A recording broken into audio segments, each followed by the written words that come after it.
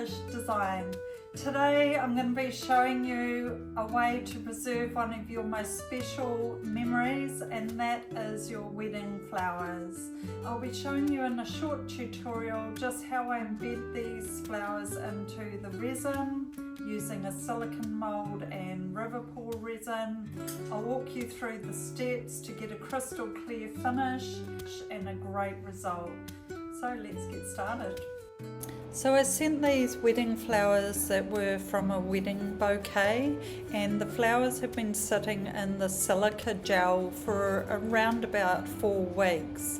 So what you want to do is, firstly, you want to make sure that you remove all of the silica gel, or as much as you can, from inside each of the flowers, and place them on a tabletop or something next to where you're going to be working. Sorted the flowers into the colours and also the different types of flowers so that I can easily work with them when I want to place them inside the mould. You need to make sure that your flowers are completely dry before you embed them in the resin.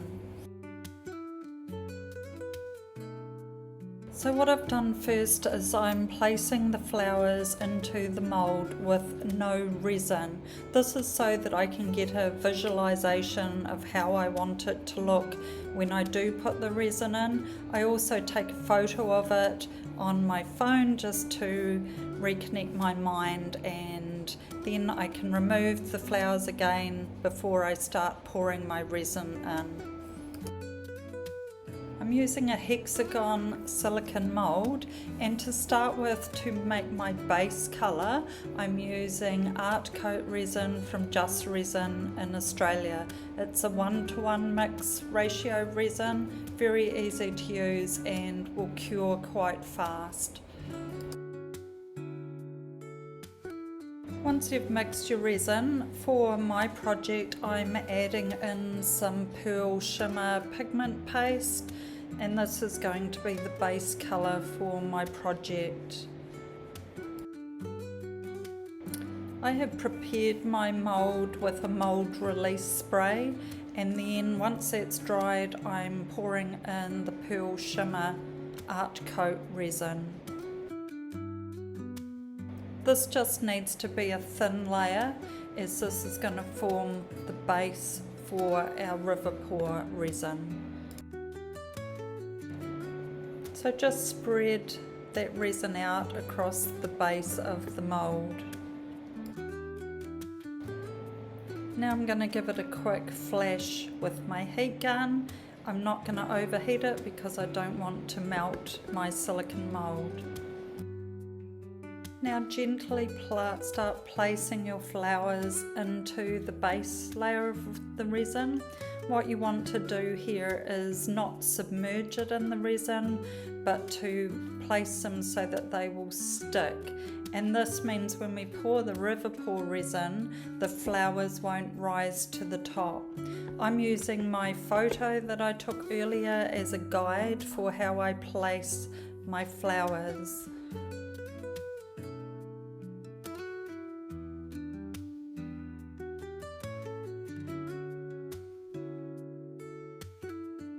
So carefully move the flowers around, making sure that there's a little bit of that backing resin on the stalks of those flowers. You can fill in the gaps with the little sprigs and just build up your design.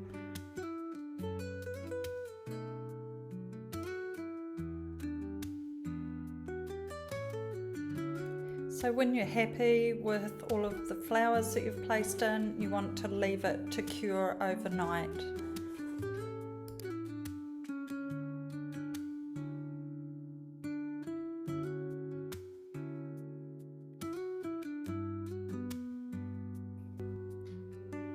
The next day you want to mix your deep pour or river pour resin. I'm using Just Resin Australia's river pour, and it is measured by a 2:1 mix ratio by weight.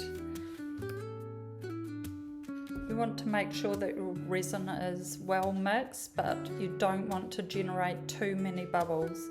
I then leave my resin to stand for about 20 minutes so that the bubbles can come to the surface.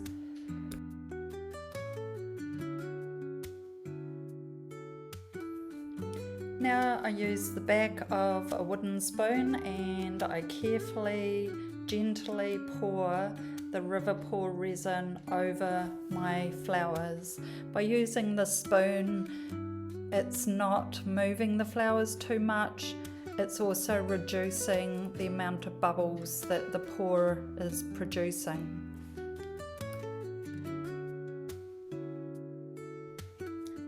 So you want to keep pouring this method. It's quite a slow process, but it's definitely a good way to make sure that your bubbles stay out of your resin project. It also means that you're going to be getting to the inside of a lot of the flowers.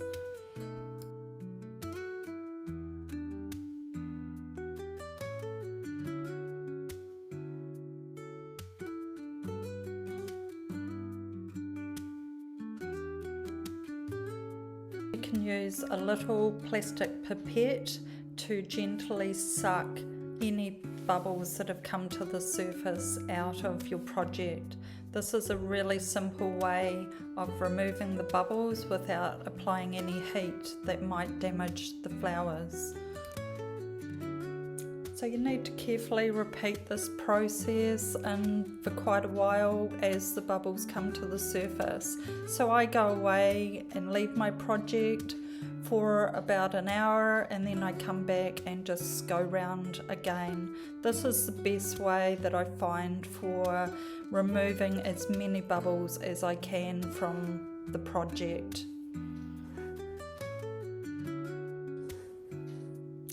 After the resin is fully cured, you can remove it from the mould. Once you've removed it from the mould, then we're going to sand the top surface of it and apply a top coat.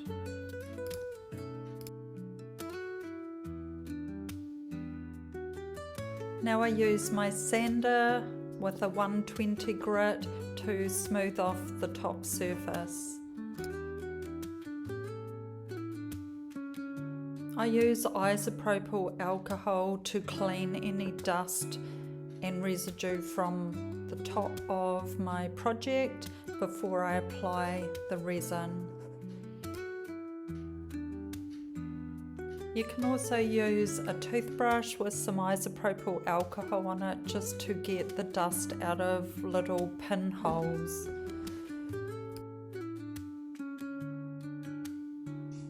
I apply brush latex to the outside walls of this casting, and this means that any resin that pours over the side you can easily remove.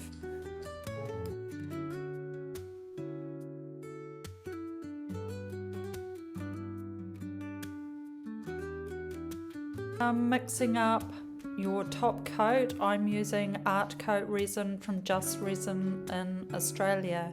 I like to apply a small amount of resin first to the surface and then I spread it out using my spatula out to the outside edges to create a nice doming effect. Once you have all of your top coat resin on, I use a heat gun just to level out the surface and remove any bubbles. Then I cover my work and let it fully cure.